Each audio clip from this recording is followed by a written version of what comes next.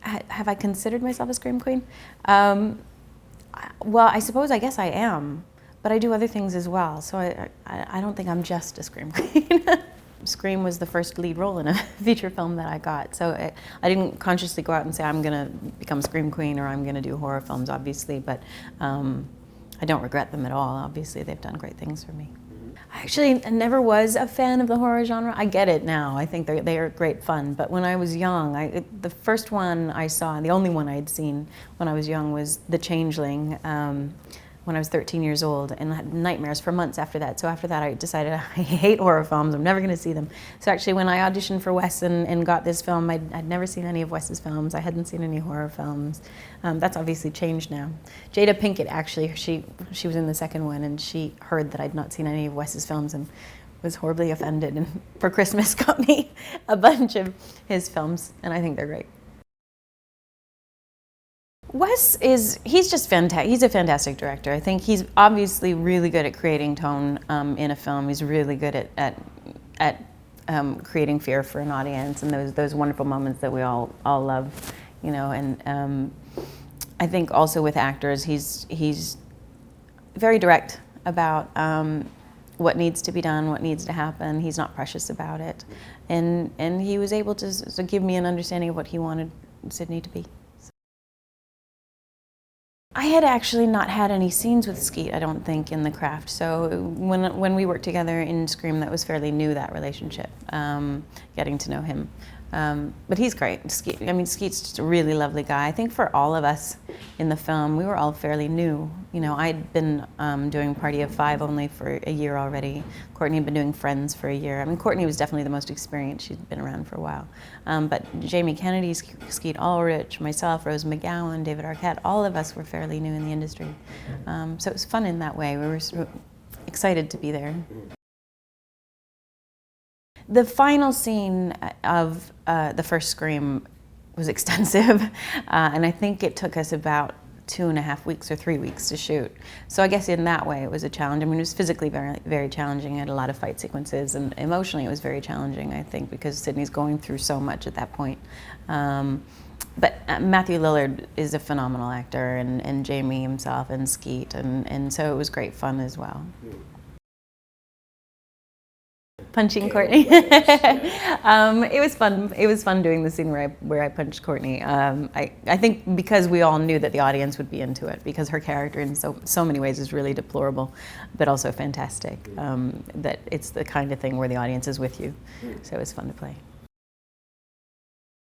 What was great with working with Rogers, I'd never actually met him. What Wes did was he decided that he didn't want any of us to actually meet him, so he was always somewhere off stage, you know, in the studio, and he was only ever a voice to me. And Wes wanted that in order to help all the actors with their fear, I guess. And I think I've only met Roger briefly once, so even just on Scream 4, I hadn't met him properly. David and Jamie are both really talented. Both of them have great sense of humor. Both David and Jamie are very funny, very witty people. I think Jamie, I found to be really fresh in his work. I think he always brings more than is on the page. He brings more to the game, which was exciting because you never quite knew what he was going to do. And brought a really good energy to the film. I think both Matthew Lillard and Jamie actually brought a really amazing energy to the films. And David himself, his character is so innocent and sweet, and I think he's a character that the audiences really care deeply about, and it's fun to watch an actor do that. We really had no idea of what the film would do, of the success that it would have. I mean, we were actually, I remember conversations, because we were shooting in Santa Rosa outside of San Francisco for a couple of months. We were all staying in the hotel, in like a little motel, the whole crew and cast, and we were just having a great time. I think we kind of couldn't believe we were getting paid to have fun like that. But because we were all so new in our careers, we didn't really expect it to have the success that it would. I mean, we knew it was a good script, but you never really know how audiences are going to respond. It could very easily have been, you know, the kind of thing that didn't do well for one weekend and just went away. And then, you know, I remember my agents calling me. I was so clueless about box office. I didn't know anything. I remember my agents calling me the first weekend and both getting on the phone and saying it made 30 million the first weekend, and I said, "Oh no, is that bad?" They're like, "No, that's really good." Oh, okay, I had no idea. So yeah, I actually remember the actors, we were all talking, we were saying, "Can you imagine if it actually did well? There might be a Halloween costume." And now every Halloween, kids come to my door in the Scream mask, which is fun. There's a scene that I do in Scream 2 with Elise Neal in the car, which I just thought the suspense in that scene was pretty terrifying for the audience, and so it was a lot of fun to play. And Elise was just a hoot to work with. She had a great sense of humor, and we had a lot of fun. Yeah, I think a lot of people feel strongly about that scene. Because it takes a while for us to escape from the car, and obviously you don't know what's going to happen. It's, Wes is very good at creating those moments, those suspenseful moments, and that's the fun in these films, really. It's been a while. The Cassandra complex, it was definitely interesting. I think the idea of what Sydney was going through in her life, and then obviously what she was being taught about that and about the Greek myth and the play that she gets involved in Scream 2. I thought that was nice, a nice piece, nice bit. It was chaotic, yeah. The final scene in Scream 2 is obviously very chaotic, but it was, again, I like the physical challenge. I really like doing that stuff, so I enjoyed it. Laurie Metcalf is a superb talent. I mean, she's phenomenal. She's done obviously a lot of theater in her life, and comes from a great theater background, and she's also really funny. So I had fun. Jerry O'Connell was lovely to work with, really funny, really nice guys. It's funny, I actually met Jerry when I was living in Toronto. I was doing Phantom of the Opera, and he was doing My Secret Identity, this television series. And I was girl number 2 at the lockers. It was one of the first acting things I did in one scene with Jerry. That's how I met him. So it was really funny to then years later be, actually not that one, maybe 5 years later, be doing Scream with him.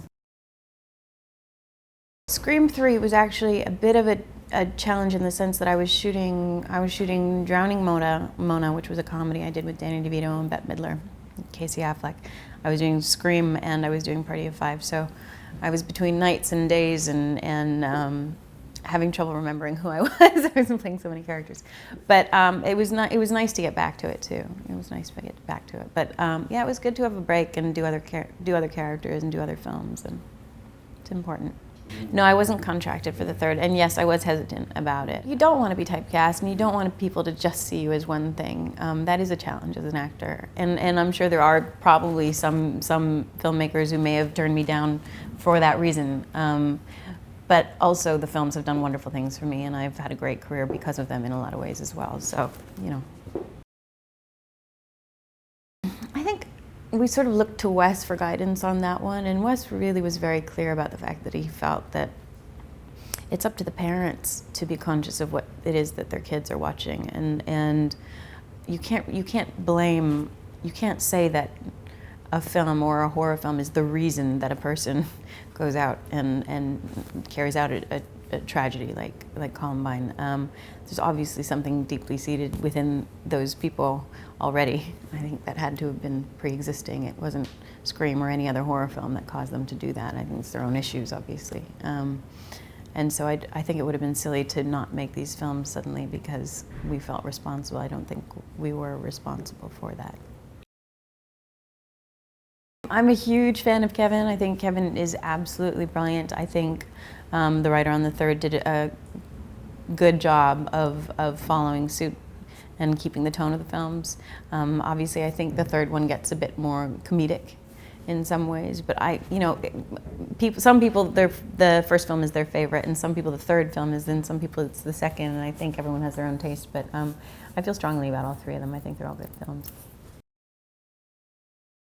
Yeah, absolutely. It was very odd to suddenly walk onto some sets that were made to look exactly or look identical to where we shot in Santa Rosa. That was odd. We were in a film studio in Los Angeles, and there was a house built that was identical, and that's always an odd feeling. I adore Kevin. I think he's a really dear friend. He's fantastically talented and successful, and you know, he was at the beginning of his career as well. We all I think feel very close to one another in a way, because we were all starting out at the same time. Kevin was very innocent during the first film. He was, you know, very excited about it, but it was all fairly new to him too. So it's been really nice to see his journey and see how well he's done. I think it's nice to see that she's not constantly just a victim, you know, that she actually has become really strong and passionate, and yeah, I think for horror films now, that's what you need to see in these characters, and female characters. It's far more interesting, I think. Oh, we all laugh a lot, to be honest. Playing a lot of pranks on each other, and even in the fourth Scream, which we just shot, one of our prop guys, JP, was trying. He would, every time we had a big scene, he would pop out of a closet or out of somewhere and actually scare the actors, and so that kind of thing. And people just being silly, really. I think we'd all decided fairly clearly that we didn't think we should do another one. I didn't think we were going to do another one. 10 years now since the last, and so when Bob Weinstein came to me about a year and a half ago, it took me about a year to agree to do the film. I at first thought absolutely not. I don't think there's anywhere to go with the character, and I don't know if it's a good idea to do it. And slowly I started, you know, I spoke to Kevin finally, and he sort of pitched me what he wanted the film to be, and wanted to make sure that if I was going to do it, that Courtney would be involved, and Dave would be involved, and Wes would be involved again. Because I thought there's no way we should do this if it's not going to be the same team and have the same tone. And I also realized audiences is really excited about it. Like, people, as soon as there was rumor that the film might happen, that it was crazy on the internet with people talking about it and getting excited. And I thought, oh, maybe this would be fun.